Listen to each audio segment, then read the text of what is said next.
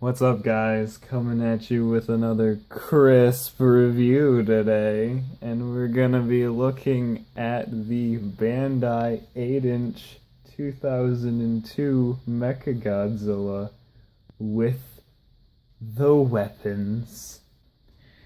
To start off, he is cast in a gray vinyl that is completely spray painted silver with additional blackish gray highlights put into some of the wires that are supposed to be black.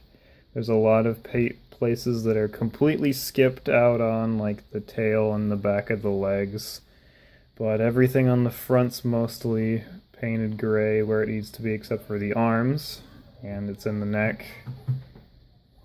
His backpack and arm cannons are a purplish blue, I think that's the color, with some yellow and red randomly on him in spots like on his legs, and then his face has the yellow eyes and the red streaks along the side to make him look like he's crying and is a sad boy.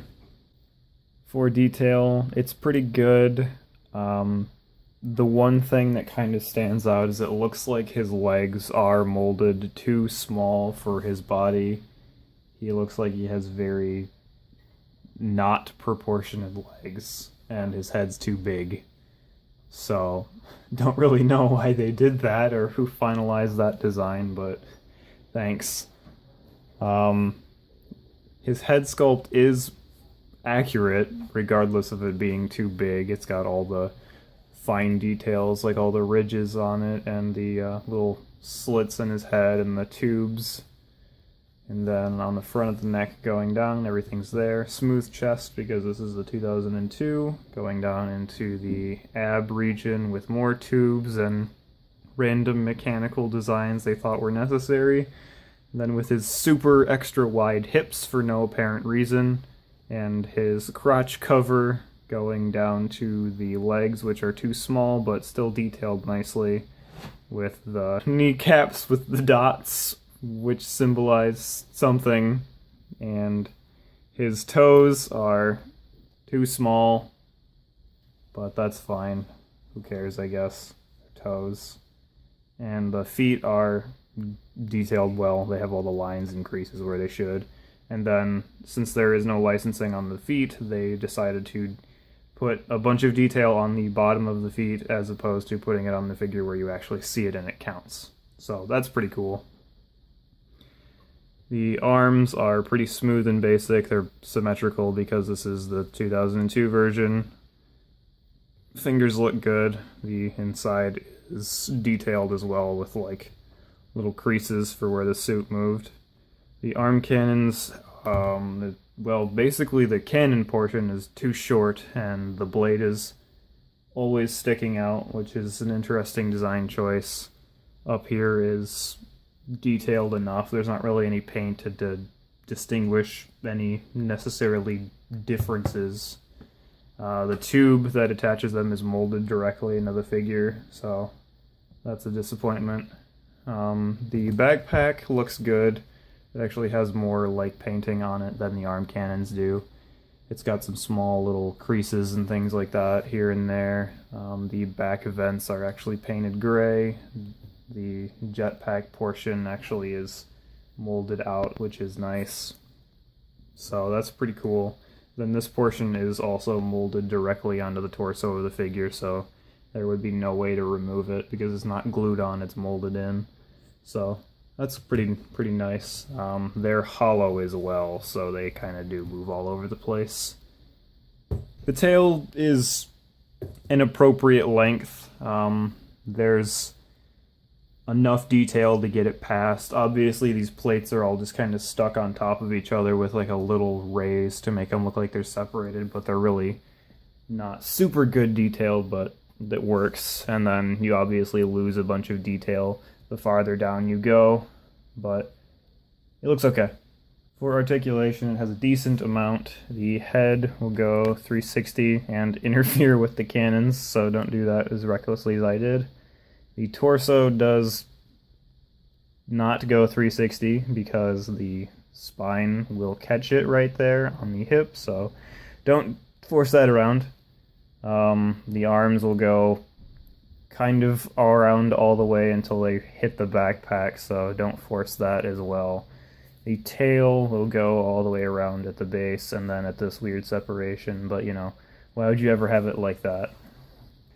There are issues with this MechaGodzilla, and the same goes with any of the 8-inch ones with all of the weapons applied, is that they're so top-heavy that the legs start to collapse and give out. As you can tell, this one has a gimp and is leaning to his right, because his right leg is slowly collapsing over time, just because they designed it very poorly and made his legs too small and his top too big, so thanks for that, Bandai. You really were genius and thought about this in the long run. The spines are molded separately and glued in, so during warmer months these will actually become super loose and like almost fall out. Mine definitely do.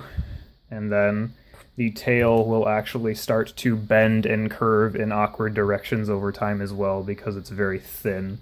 So basically they should have just designed it more movie accurately and it probably would hold up way better, and not use such thin vinyl on the 8-inch figures for whatever reason. That's a good idea, to make the heavy ones collapse under their own weight.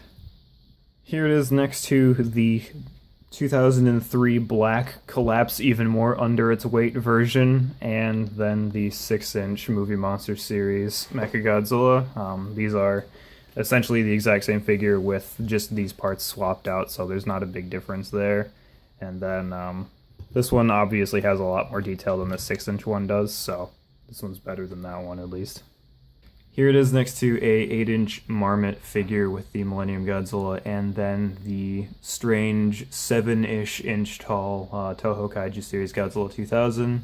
So he's a pretty tall, the MechaGodzilla's a pretty tall 8-inch figure, as you can see, so he's really only to scale with the Godzilla that he goes with, which is even harder to find than this figure. And finally, here it is next to just the Monster Arts Birth version Godzilla and the NECA Godzilla 2001 for common figure size comparison. Overall, it is a pretty good MechaGodzilla figure.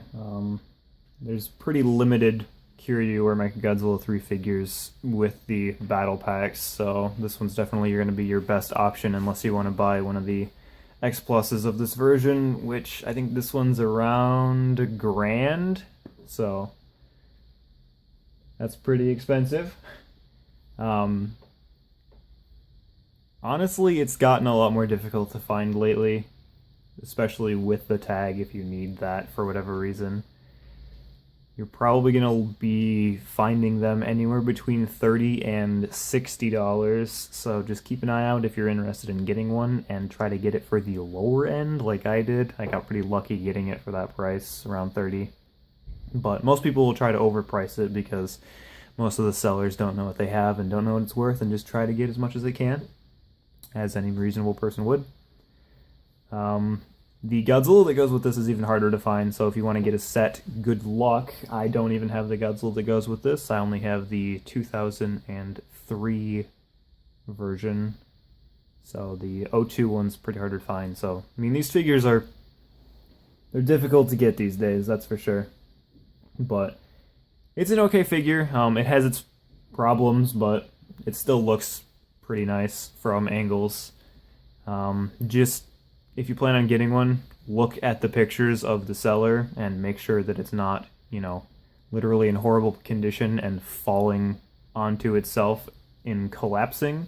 So, that's all I got for this one. I'll catch you on the next one. Peace out.